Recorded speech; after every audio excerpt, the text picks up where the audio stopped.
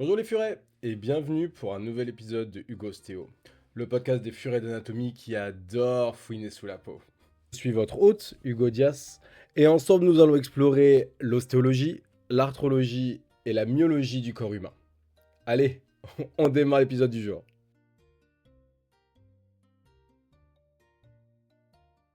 Et bonjour à tous pour ce deuxième épisode, c'est l'arthrologie du bassin, et on commence tout de suite avec l'articulation sacro-iliaque. 1. Type. La sacro-iliaque est une condylienne. 2. Surface articulaire. Les surfaces articulaires sont en forme de croissant, ou dites auriculaires, comme une oreille, à concavité, regardant en haut et en arrière. Mais physiologiquement, elles fonctionnent comme une arthrodie. La surface articulaire du sacrum. 1. Situation. Donc elle est sur la face latérale du sacrum, dans le segment supérieur, donc S1, S2 et la partie supérieure de S3. 2. Forme. C'est un croissant à concavité postéro-supérieure, centré sur le premier tubercule sacré postéro-externe, un rail creux bordé d'un bourrelet. 3. Orientation. La surface articulaire regarde en arrière et en dehors. 4. Dimension. 5. Encroûté de cartilage articulaire. La surface auriculaire sur l'os iliaque maintenant. 1. Situation. Partie postéro-supérieure de la face interne de l'iliaque, au-dessus de la ligne arquée, en dessous de la tubérosité iliaque et en arrière du muscle iliaque. 2. Forme. Croissant convexe à concavité postéro-supérieure. Centré sur la pyramide, c'est un rail plein bordé d'un sillon. 3. Orientation. Elle regarde en avant et en dedans. 4. Dimension.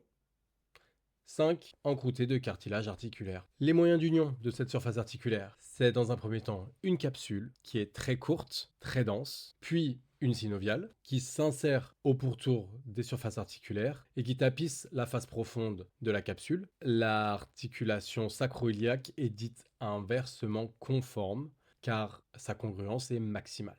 Enfin, union ligamentaire avec les ligaments sacro-iliaques antérieurs. Leur origine, face antérieure de l'articulation sur le sacrum. Ils se confondent avec la capsule. Il y a deux vaisseaux les plus importants qui sont situés aux deux extrémités. Ils ont un trajet oblique en haut et dehors, et on les dit frein à la nutation. Le supérieur s'étend de l'aileron sacré à l'aile iliaque, donc c'est le grand bassin, et l'inférieur s'étend du bord latéral du sacrum à la partie supérieure de la grande échancrure sciatique, le petit bassin. Et ensuite, l'union de cette articulation est réalisée par les ligaments sacro-iliaques postérieurs. Ces ligaments sont sur 3 plans, avec le plus profond qui est le ligament axile, qui est donc le plus puissant, épais, et qui a pour origine la pyramide de l'os iliaque, a un trajet horizontal et se termine sur les deux premières fosses criblées. Sur un plan moyen, on a le ligament iliotransversaire conjugué, avec pour origine la tubérosité iliaque en arrière de la pyramide. Il a un trajet en avant et dedans, et se termine sur les 4 tubercules sacrés postéro-latéraux.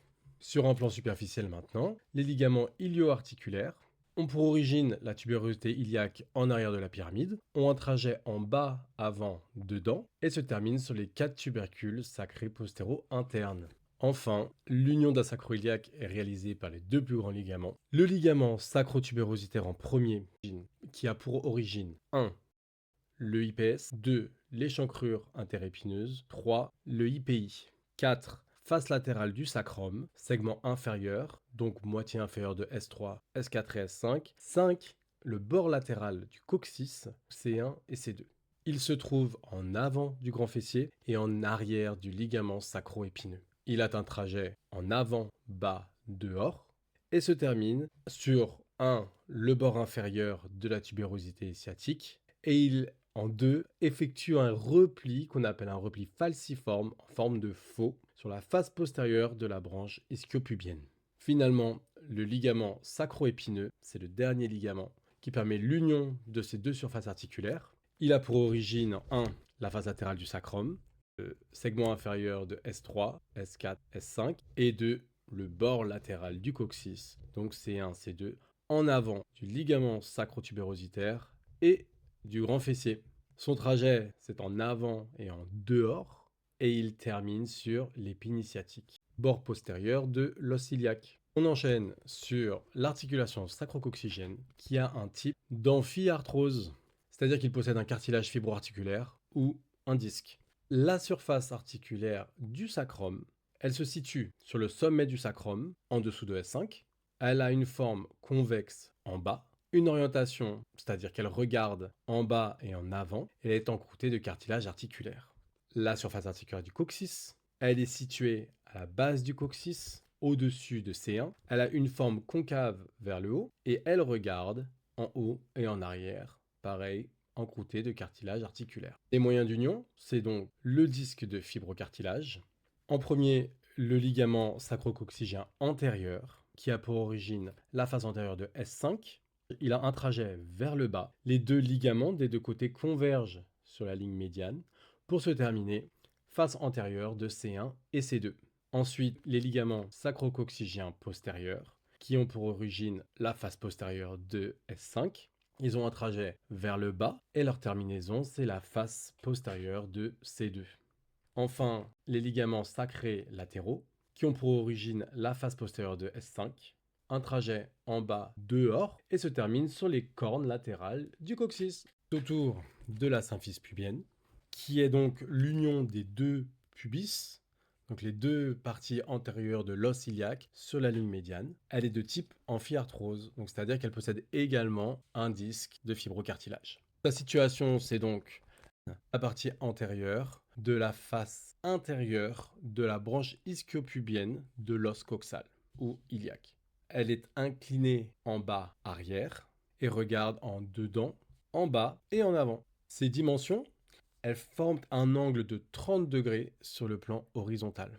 Ici, le moyen d'union principal, c'est donc le disque de fibrocartilage de la symphyse, qui est appelé disque interpubien, et il remplit l'espace compris entre les deux surfaces articulaires.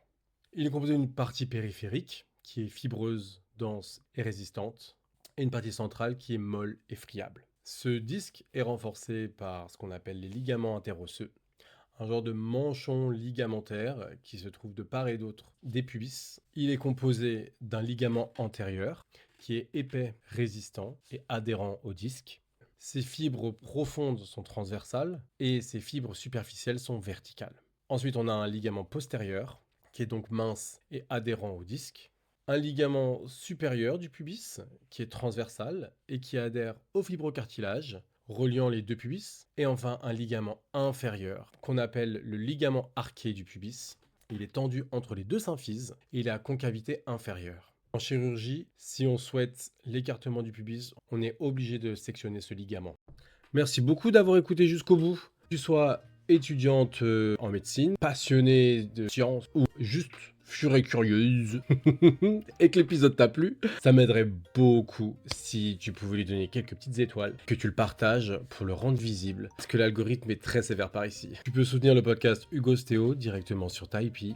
Les participations serviront à fouiner un petit peu plus dans la nature de laquelle on est fait. À très bientôt les furets.